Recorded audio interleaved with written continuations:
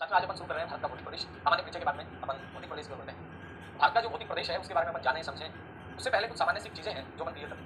यानी आज जो अपना टॉपिक रहने वाला है वो है भारत के भौतिक प्रदेश। वहाँ हेडिंग लगा लीजिएगा, साथ साथ अपन लोग आज चर्चा करेंगे भारत के भौतिक प्रदेश।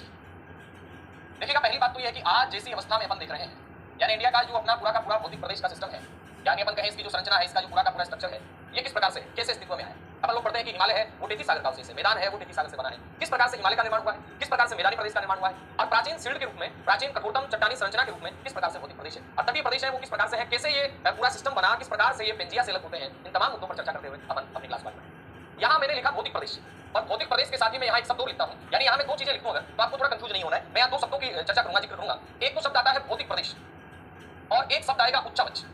इन दोनों में साथियों विभिन्नता है थोड़ी सी। क्या कहा मैंने, एक कहा भौतिक प्रदेश और एक शब्द में कह रहा हूँ उच्चावच, और दोनों के अंदर थोड़ी सी विभिन्नता आएगी। क्या आएगी समझने की कोशिश करना और बातों को देखना। उच्चावच क्या है और भौतिक प्रदेश क्या है। अपन यहाँ चर्चा करें कि उच्चावच क्या रहने वाला है, तो अपने पास यहाँ पे दो डायग्राम आपको दिख रहे हैं। ये वाला जो डायग्राम है ये दर्शा रहा है भारत के भौतिक प्रदेशों, और ये है उच्चावच। शायद आपको कुछ चीजें माइंड में चल रही होंगी, समझ में आ रही होंगी। यानी दोनों में फर्क है, और दोनों में मैं यूं कहूं कि बड़ा फर्क है, छोटा फर्क ही नहीं। यानी अपन यूं कह सकते हैं कि ये जो उच्चावच है इसका मतलब क्या हो जाएगा, इसका मतलब हो जाएगा ऊंचाई के आधार पर जो स्थलाकृतियां हैं वो उच्चावच है। जबकि एक समान जो संरचना है एक विस्तृत प्रदेश के अंदर वो कहलाती है भौतिक प्रदेश। एक जैसा स्ट्रक्चर है, एक जैसा चट्टानी पिंड है, एक जैसा निर्माण काल रहा है उसका, उसे अपन यानी एक समान संरचनाओं से निर्मित जो प्रदेश है उसे अपन क्या कहेंगे, भौतिक प्रदेश कहेंगे। जबकि ऊंचाई के आधार पर अगर स्थलाकृतियों को बांटा जाता है तो उसे अपन क्या कहेंगे, उच्चावच कहेंगे। दोनों में फर्क है। ऊंचाई के आधार पर बांटा जाएगा तो उसे उच्चावच कहा जाएगा, और अगर बात करें अपन कि समान चट्टानी जो संरचना है, समान वहां का जो कंपाउंड किस प्रकार से बना है, किस प्रकार से वो चीजें बनी है, कौन से काल में बनी है, उसमें तत्व कौन से हैं, इन सब की एक विस्तृत क्षेत्र में अगर समरूपता पाई जाए उसे अपन क्या कहते हैं, भौतिक प्रदेश। ये बात क्यों कही गई, क्योंकि अभी अपन पढ़ेंगे कि भारत के अंदर उच्चावचीय दृष्टि से कौन सा उच्चावच सबसे ज्यादा है, पर्वत ज्यादा है, पठार ज्यादा है, मैदान ज्यादा है, या फिर और कोई ज्यादा है। तो साथियों यहाँ पे छोटी छोटी चीजें जो आपको क्या करनी है, ध्यान रखनी है कि कौन सा उच्चावच है वो ज्यादा है, कौन सा कम है। फिर अपन चर्चा करेंगे कि भारत के अंदर जो भौतिक प्रदेश है, इन भौतिक प्रदेशों में कौन से भौतिक प्रदेश का विस्तार सबसे ज्यादा है। दोनों में फर्क आ गया। भौतिक प्रदेश का विस्तार सबसे ज्यादा किसका है, और यहाँ पर बात करेंगे कि उच्चावच का विस्तार सबसे ज्यादा किसका। तो आप यहाँ पर क्या कर सकते हैं, उच्चावच का मतलब आप क्या समझेंगे, उच्चावच का मतलब समुद्र तल से ऊंचाई के आधार पर, यानी समुद्र तल से ऊंचाई के आधार पर जो बनेगा उसे अपन कह रहे हैं उच्चावच। और ये जो भौतिक प्रदेश होगा इसमें आपको क्या याद रखना है कि भौतिक प्रदेश है वो आपका वह भूभाग, यानी आप लिख सकते हैं वह भूभाग जो एक समान संरचना रखता हो वह भौतिक प्रदेश। यानी जिसकी जो संरचना है वो एक समान है, और ये जो संरचना है, संरचना मतलब अभी आपको बताया, चाहे वो पदार्थ का संगठन है, यानी अपन कहें पदार्थ का संगठन, पदार्थ की संरचना और उसका निर्माण क्रम, ये सभी चीजें जब एक हो जाती हैं तो इसे अपन क्या कहेंगे, इसे अपन कहेंगे भौतिक प्रदेश। जबकि समुद्र तल से ऊंचाई के आधार पर जो बनेगा उसे अपन क्या कहेंगे, उच्चावच। तो पहले अपन बात करते हैं कि भारत में जो उच्चावच है वो कौन से हैं, उसके बाद में अपन भौतिक प्रदेशों की ओर लौटेंगे। तो भारत में जो उच्चावच है उनके ऊपर बातचीत करें कि कौन कौन से उच्चावच भारत में है, उसके बाद में फिर अपन भौतिक प्रदेशों की ओर बढ़ेंगे। साथियों जरा गौर कीजिएगा, यहां मैं आपको बता दूं कि अपन बात कर रहे हैं कि भारत में विभिन्न उच्चावच, भारत में विभिन्न उच्चावच। अब यहां उच्चावच का मतलब अभी आपको बताया क्या कि समुद्र तल से, आप यूं मान सकते हैं कि यहां पे मैं कह देता हूं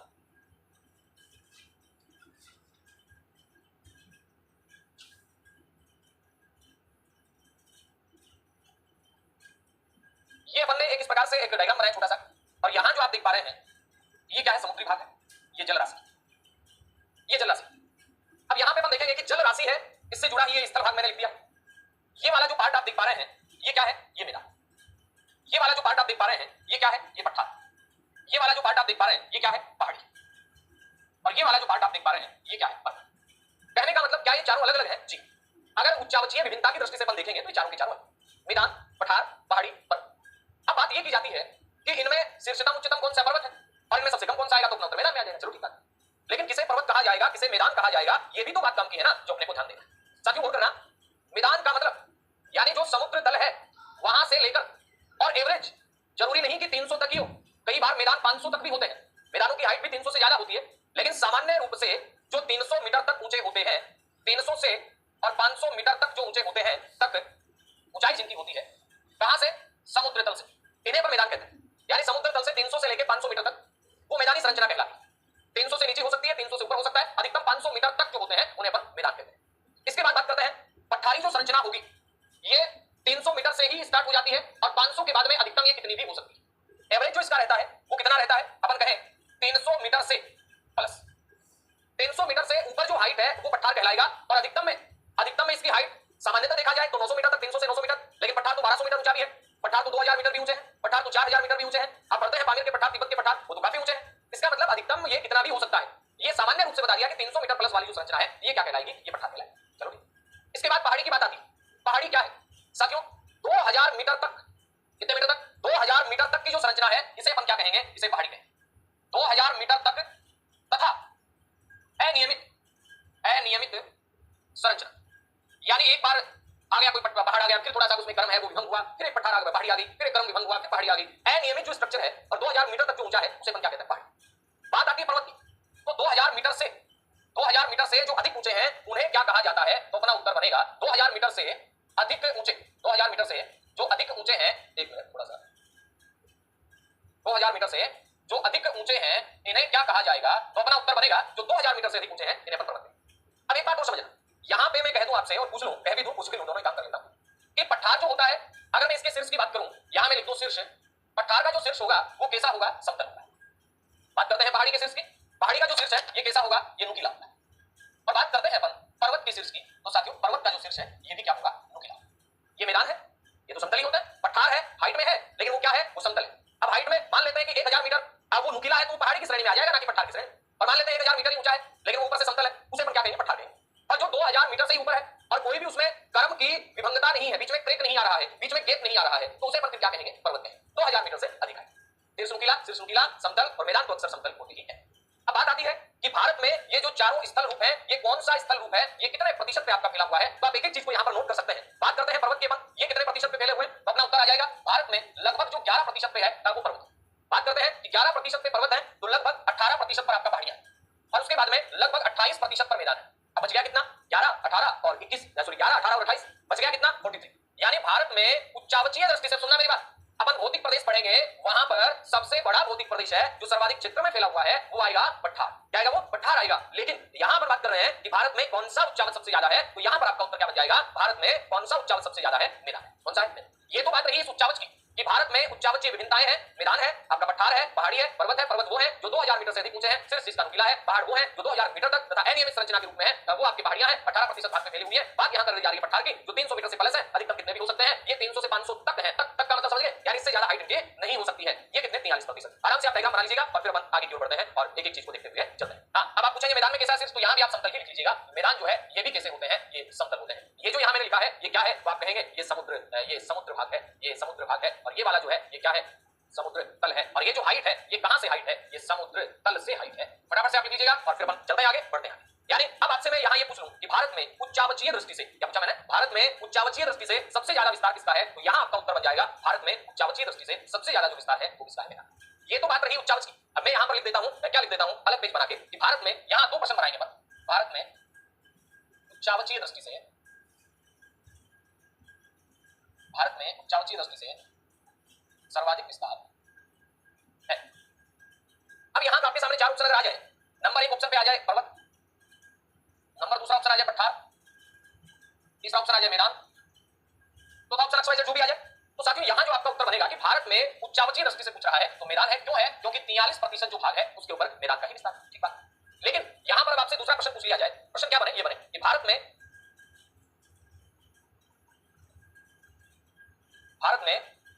किस भौतिक प्रदेश का सर्वाधिक विस्तार, प्रश्न क्या है, इस भौतिक प्रदेश का विस्तार सर्वाधिक। तो यहां पर आप क्या कहेंगे, वही ऑप्शन है, यहां पे चार ऑप्शन मिल जाएंगे आपको, पठारी प्रदेश का है, हिमालय पर्वतीय प्रदेश का है, मैदानी प्रदेश का है, या फिर XYZ जो भी मिले, तो यहां आपको चार ऑप्शन मिले, यहां क्या करना है, जैसे आपके सामने मिल गया पर्वतीय प्रदेश, यहां सेकंड नंबर पे आपको मिल गया प्रायद्वीप पठारी प्रदेश, नंबर 3 पे आपको मिल गया उत्तर भारत का मैदानी प्रदेश।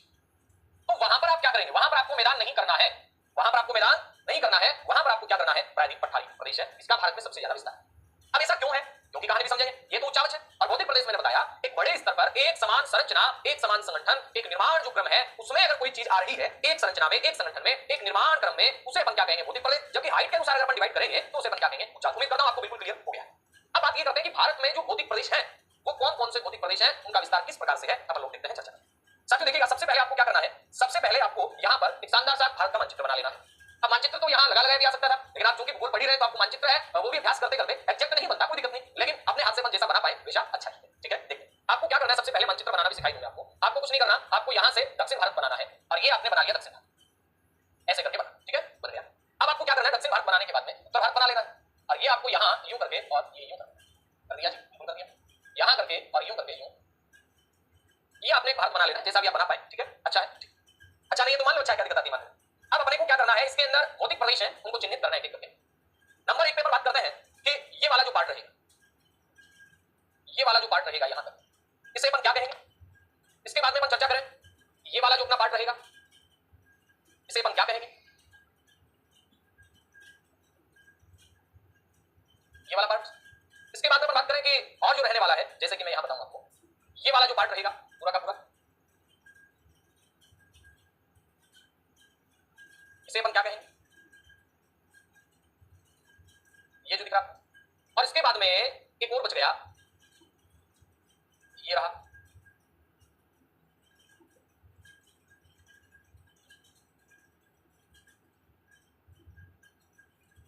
ठीक है। इसके बाद एक पार्ट ये यहां पे अपन कर देते हैं, एक ये पार्ट आ जाएगा। उसके बाद में एक ये वाला भाग आ जाएगा। इस प्रकार से अपने पास ये छोटे मोटे कितने भाग बन गए, आप आराम से देख लीजिएगा और फिर अपन चर्चा करें। और फिर यहां पे अपन और करें तो अपने पास आ जाते हैं, ये अपने पास कुल मिलाके अपन ने भारत को भौतिक प्रदेशों में बांटने का एक प्रयास मात्र किया है और इस प्रयास में आपको देखना है कि कहां कहां कौन कौन सा है।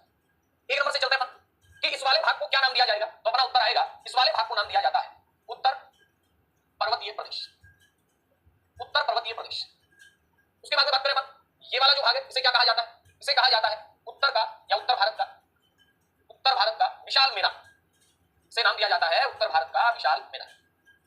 इसके बाद में फिर चले अपन, इस वाले भाग को क्या कहते हैं, इस वाले भाग को कहते हैं मरुस्थल प्रदेश, मरुस्थलीय प्रदेश। मरुस्थलीय प्रदेश के बाद में अपन चर्चा करें तो अपने पास आ जाता है ये वाला भाग, इसे क्या नाम दिया जाएगा, इसे नाम देते हैं तटीय प्रदेश। उसके बाद ये वाला जो है इसे क्या कहा जाएगा, द्वीप समूह। और उसके बाद में एक और बच गया ये वाला, इसे कहा जाएगा प्रायद्वीप पठारी प्रदेश, प्रायद्वीप पठारी प्रदेश। यानी कुल मिलाकर अपन यूं कहें कि भारत में जो भौतिक प्रदेश आप देख पा रहे हैं ये आपको 6 दिखाई दे रहे हैं, कितने दिखाई दे रहे हैं, 6। अब मुझे ये तो 6 दिखाई दे रहे हैं, लेकिन हमने तो 4 ही पढ़े, आपने भी 4 ही बताया, बिल्कुल 4 भौतिक प्रदेश भारत में 4 ही है, 6 नहीं है। अभी अपन बात करेंगे कि भौतिक प्रदेशों में भारत को बांटा किसने शुरुआत में, एसपी चटर्जी ने, रामलोचन सिंह ने, 4 ही बताए हैं मुख्य भौतिक प्रदेश। अपन लोग क्या करें, अगर तटीय जो प्रदेश है इस तटीय प्रदेश को द्वीप समूह में मिला लेते हैं, एक हो गया दोनों का, और यहां पर उत्तर भारत के विशाल मैदान में ही मरुस्थल को समाहित करते हैं, क्योंकि एक दूसरे से अटैच है, इसलिए भारत के भौतिक प्रदेश 4 बन जाते हैं। तो सामान्यतः भारत के भौतिक प्रदेश कितने हैं, 4 हैं। सामान्यतः भारत के भौतिक प्रदेश कितने हैं, 4 हैं। कौन कौन से 4 हैं, एक उत्तर पर्वतीय प्रदेश है, उसके बाद नंबर 2 पे आपका आ जाता है कौन सा, उत्तर भारत का विशाल मैदान, उसके बाद में आ जाता है आपका प्रायद्वीप पठार और फिर आ जाता है तटीय प्रदेश। तटीय प्रदेश में ही शामिल है द्वीप समूह, तटीय प्रदेश एवं द्वीप समूह, और थार का मरुस्थल ये उत्तर भारत के विशाल मैदान का ही अभिन्न अंग है। बात करते हैं एनसीईआरटी की, वहां पे अपने सामने आते हैं कि भारत में 6 भौतिक प्रदेश है, लेकिन भारत के भौतिक प्रदेशों का विभाजन जब किया गया एसपी चटर्जी महोदय के द्वारा, रामलोचन सिंह के द्वारा, तो उन्होंने 4 ही मुख्य भौतिक प्रदेश है अब वो भारत के दिए। आराम से आप देख सकते हैं। फिर अपन बात करें कि कौन सा सबसे ज्यादा है, कौन सा सबसे कम है, इनकी भी अपन लोग कुछ चर्चा करें। अब यहाँ पे अपन लोग बात करें कि अपना जो उत्तर पर्वतीय प्रदेश है ये कितने क्षेत्रफल पे फैला हुआ है, तो याद रखिएगा उत्तर पर्वतीय जो प्रदेश है ये कितने क्षेत्र पे, तो याद रखना आपको ये 5 लाख वर्ग किलोमीटर पे फैला, कितने पे, 5 लाख वर्ग किलोमीटर पे उत्तर पर्वतीय प्रदेश फैला हुआ है। इसके बाद बात आती है उत्तर भारत के विशाल मैदान की, तो उत्तर भारत का जो विशाल मैदान है ये आपका फैला हुआ है 7 पॉइंट में 5 लाख वर्ग किलोमीटर, 7 पॉइंट में 5 लाख वर्ग किलोमीटर पे क्या फैला हुआ है, उत्तर भारत का विशाल मैदान। 5 लाख पे पर्वत है, 7.5 लाख पे बात आती है मरुस्थल की, तो मरुस्थल आपका 3 पॉइंट में 5 कह दो या 58 लिख दो, एक ही बात है, 3 पॉइंट में 58 लाख, 58 लिख सकते हैं, 58 लाख वर्ग किलोमीटर पे जो फैला हुआ है अब वो आपका मरुस्थल प्रदेश है। इसके बाद में बचा हुआ पठारी प्रदेश, ये कितने पे, ये है 16 लाख वर्ग किलोमीटर, यानी जो पठारी प्रदेश है ये कितने पे फैला हुआ है, तो आपका उत्तर बन जाएगा ये है 16 लाख वर्ग किलोमीटर, 16 लाख वर्ग किलोमीटर। कौन सा फैला हुआ है 16 लाख वर्ग किलोमीटर पे, तो आपका उत्तर आ जाएगा 16 लाख वर्ग किलोमीटर पे ये पठारी प्रदेश है, ये फैला। चलो ठीक बात। और जो शेष बच गया वो आपका कौन सा है, वो आपका आ जाएगा तटीय प्रदेश और द्वीप समूह। अब भारत के भौतिक प्रदेश में सबसे ज्यादा आपको क्या दिखाई दे रहा है, ये तो 5 लाख ही है, ये 7.5 ही है, ये 16 ही है, ये 3.58 ही है। कहने का मतलब 7.5 और 3.5 कितने हो गए 11, 11 और 5 कितने हो गए 16, 16 और 16 कितने हो गए 32। बच गया कितना? भारत का क्षेत्रफल ही कितना है 32,87,263 वर्ग किलोमीटर। तो उसमें से अब लगभग जो आपका बचता है 80,000 मान लीजिएगा, क्योंकि यहाँ भी कोर्ट में आगे है, ये कितना आ गया? ये तटीय प्रदेश होगी आगे दोनों। इस प्रकार से अपन कह सकते हैं भारतीय भौतिक प्रदेश। अब मुद्दा ये उठता है कि ये भौतिक प्रदेश, ये कौन सा भौतिक प्रदेश किससे बना हुआ है?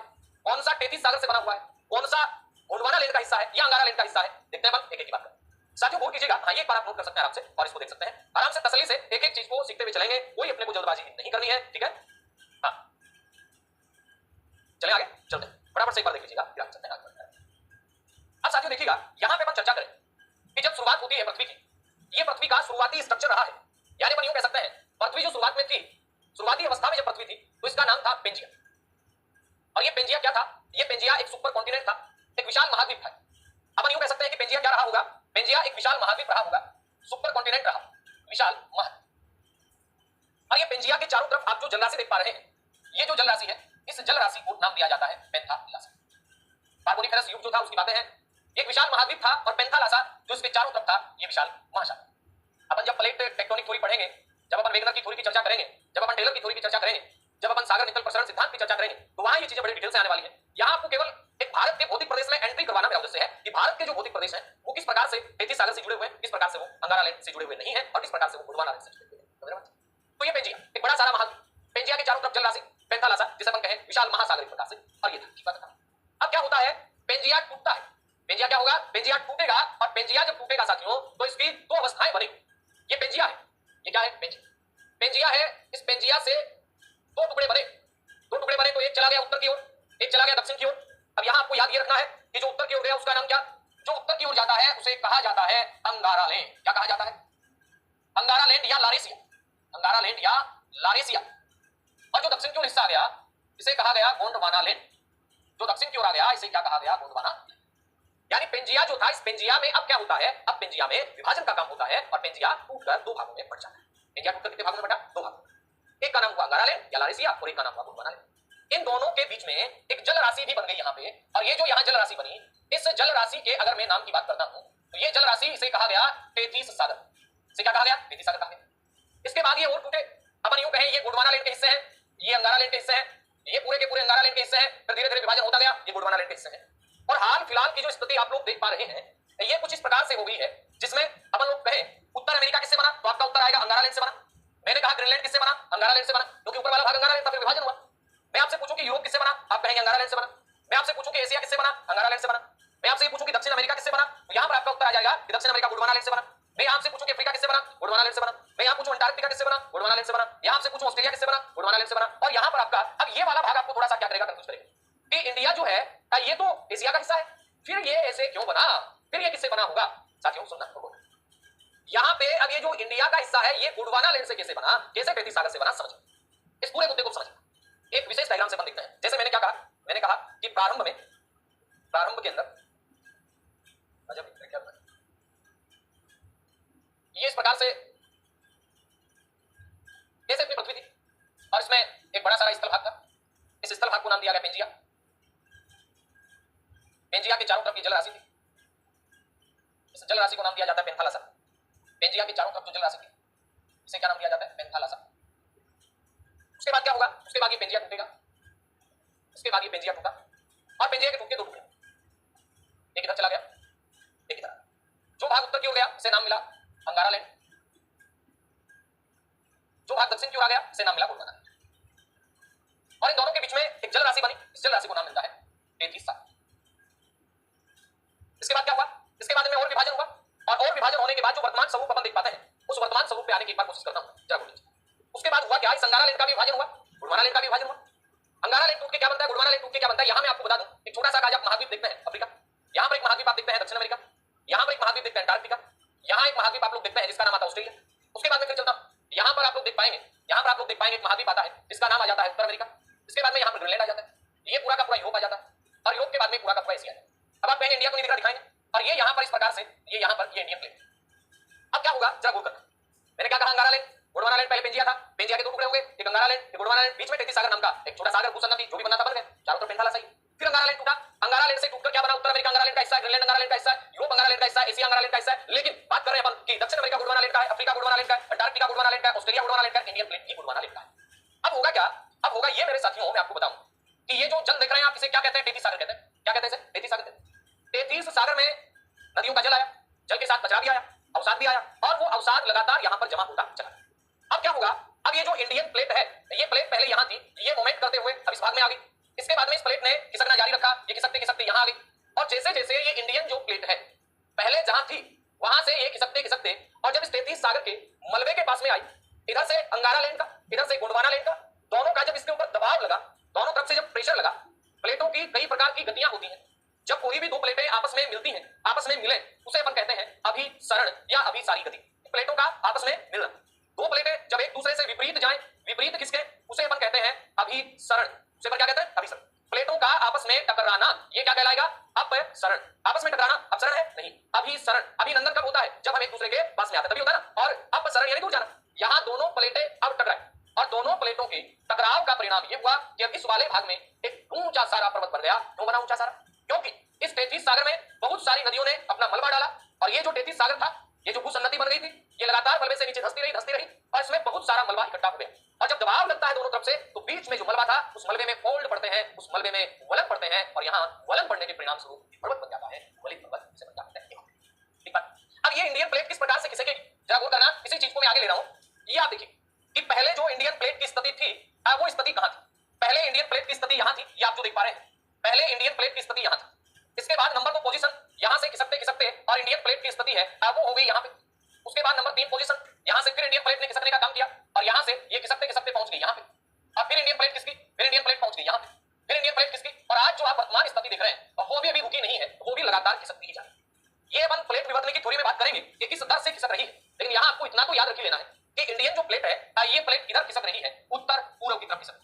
यही तो कारण है कि हिमालय के उत्तर पूर्वी भाग के अंदर ऊंची ऊंची चोटियां, क्योंकि दबाव इधर से लग रहा है, इधर से लगेगा तो इधर वाले भाग, और यही तो कारण है कि इधर वाला हिमालय वो संकरा है, ऐसे दबाव लग रहा है, ये प्लेट ऐसे दबाव लगा रही है, ऐसे यहां पे इस प्रकार से संकरा है, और इधर वाला जो भाग पश्चिमी हिमालय वो क्या जुड़ा है। जब आप ये चीजें समझ जाएंगे, आराम से आपके प्रश्न गलत नहीं हो सकते। इधर दबाव लग रहा है तो संकरा है, इधर दबाव ज्यादा नहीं लग रहा पश्चिम की साइड में तो जुड़ा है, दबाव ज्यादा लगेगा तो नीचे से मलबा भी ज्यादा उठेगा तो ऊंची ऊंची चोटियां भी होंगी। इसलिए चौड़ाई तो ज्यादा किधर है, पश्चिमी हिमालय में, और ऊंचाई ज्यादा किधर है, तो आप कहेंगे पूर्वी हिमालय। ये से दबाव लगा, चौड़ाई ये जो स्पेस दिख रहा है, चौड़ाई का ऊंचाई का दिया ना, और इधर जो ऊंची ऊंची श्रृंखला है। कहने का मतलब ये है इस प्लेट का उत्तर पूर्व दिशा में जो खिसकना है, ये अपने आप के अंदर भारत के भौतिक प्रदेश को एक विशिष्टता प्रदान करेगा। चलो अब बात आई सर, आपने अभी बताया कि कौन सा किसका बना, तो ये जो भाग है ये तो आप जान ही चुके हैं, समझ ही चुके हैं। ये जो भाग है ये किसका है, गोंडवाना लैंड का है। ये भाग किसका है, गोंडवाना लैंड का, पूरा का पूरा इंडियन प्लेट वाला हिस्सा। उसके बाद में यहां क्या बन गया, यहां बन गया हिमालय। मैं यहां लिख दूं, यहां पर जो हिमालय बना इनके टकराने से, ये हिमालय किसका है, तो आपका उत्तर बनेगा ये है 33 सागर का। और ये आपको पता ही है साथियों कि हिमालय के बाद में, इसके बाद में, हिमालय के बाद में ऊपर कोई अपना भारत का भौतिक प्रदेश है नहीं, और है नहीं। इसका मतलब कि भारत जो है उसका अगर अपन फिजिकल पार्ट पढ़ेंगे तो अपने को दो ही चीजों के विशेष मिलेंगे, या तो 33 सागर के और या फिर गोंडवाना लैंड। किसके मिलेंगे, या तो 33 सागर के मिलेंगे और या फिर अपने को किसके मिलेंगे, गोंडवाना लैंड के। चलो देखते हैं। यहां मैं आपसे यूं कहूं कि ये इधर से इंडियन प्लेट, यूरेशियन प्लेट, और दोनों को मैं इस प्रकार कर देता हूं। ये मान लीजिएगा यूरेशियन प्लेट है, कौन सी प्लेट है, यूरेशियन प्लेट है, और ये यहां पे अब इंडियन प्लेट तो चूंकि इसके नीचे आई है, ये यहां पे मैं लिख देता हूं इसमें इंडियन प्लेट। इंडियन प्लेट इसके नीचे घुसी, पहले दूर थी फिर धीरे धीरे आते आते नीचे घुस गई, और नीचे घुसने का परिणाम ये हुआ कि यहां पर अब क्या बन गया, ऊंचा सारा हिमालय बन गया। क्या बन गया, ऊंचा सारा हिमालय बन गया। इसका मतलब अपन यूं कहें कि यहां किसका मलबा था, यहां 33 सागर का मलबा था, और ये मलबा फिर क्या हुआ, ऊपर उठा, और ऊपर उठने का परिणाम ये हुआ कि यहां पर हिमालय बन गया। क्या बन गया, हिमालय बन गया। अब हिमालय यहां बना तो बाकी ये जो भारत का पीछे वाला भाग, ये पूरा का पूरा भाग किसका है, तो अपन कहेंगे गोंडवाना लैंड का। किसका है भैया, गोंडवाना लैंड का है। और ये क्या था, ये था 33 सागर। तो हिमालय किससे बना, 33 सागर से बना। इसी बात को मैं यूं कहूंगा कि यहां जैसे ही हिमालय बना वैसे ही यहां पर क्या हो गया, वैसे ही यहां पर जैसे ही यहां हिमालय बना वैसे ही यहां पर ये बाकी है, बाकी मान लीजिए। अब ये हिमालय किससे बना, तो आपका उत्तर आएगा हिमालय बन गया 33 सागर से। उत्तर पर्वतीय प्रदेश किससे बना, 33 सागर से। अब यहां पर एक गड्ढा बन गया, खड्डा बन गया, और इस खड्डे में लगातार नदियों ने क्या किया, इस खड्डे में लगातार नदियों ने अवसादों को जमा किया, जमा किया, जमा किया, जमा किया, जमा किया, और अंततः हिमालय की ठीक तलहटी में क्या बन गया, हिमालय की ठीक तलहटी में उत्तर भारत का विशाल मैदान बन गया, जिसे अपन यूं कहें उत्तर भारत का विशाल मैदान या वृत्त। ये जो उत्तर भारत का वृत्त मैदान बना, ये किसका अवशेष है, तो आपका उत्तर बनेगा कि उत्तर भारत का जो वृत्त मैदान है ये किसका अवशेष है, ये 33 सागर का अवशेष है। चलो ठीक बात। बाकी फिर आगे जो भी बच गया, ये जो अपना पठारी और पर्वतीय प्रदेश बचा, अपन यूं कहें कि ये जो प्रायद्वीप पठार है ये मूल रूप से क्या है, प्रायद्वीप जो पठार है ये मूल रूप से किसका है, ये गोंडवाना लैंड का है, गोंडवाना लैंड। तो भारत का कोई भी भौतिक प्रदेश है ये अंगारा लैंड का अवशेष नहीं है, ये या तो गोंडवाना लैंड का है, आगे तटीय प्रदेश भी पढ़ेंगे अपन, ये किसके हैं, ये तो है गोंडवाना लैंड के। बात करते हैं उत्तर भारत के विशाल मैदान की, बात करते हैं हिमालय पर्वतीय प्रदेश की, ये किसके हैं, तो अपना उत्तर बनेगा ये आपके आ जाते हैं इसके 33 सागर। क्या आ जाते हैं, किसके 33 सागर के आ जाते हैं। तो ये थी अपनी क्लास। अपन ने भारत के जो भौतिक प्रदेश है इनको किस प्रकार से बने हैं, किस प्रकार से एक दूसरे से संबंधित हैं, क्या उच्चावच होता है, क्या भौतिक प्रदेश होता है, इन तमाम मुद्दों की चर्चा की नेक्स्ट क्लास में अपन लोग पढ़ने वाले हैं। भारत के भौतिक प्रदेशों में हिमालय पर्वतीय प्रदेश को। तब तक के लिए अलविदा, जय हिंद, बाय बाय।